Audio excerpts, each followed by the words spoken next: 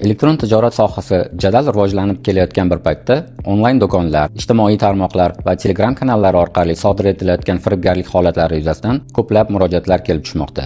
Eng keng tarqalgan firibgarlik holatlarida siz e'lon qilgan tovarni sotib olish yoki siz arzon narxdagi tovarlarni sotib olayotgan paytingizda to'lovlarni qabul qilish yoki to'lovni amalga oshirish uchun shubhali havolalar orqali o'tib shaxsiy ma'lumotlaringizni kiritish so'raladi. Shuningdek, sizdan plastik kartangiz ma'lumotlarini yoki bank tomonidan yuborilgan SMS xabardagi kodlarni kiritishni talab qilishadi.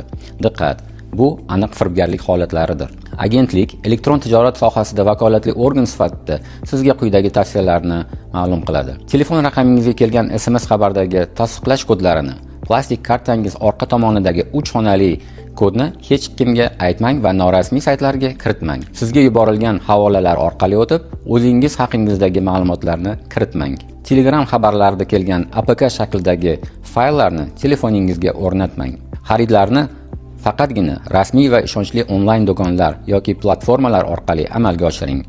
O'z mablag'laringiz va shaxsiy ma'lumotlaringizni himoya qiling.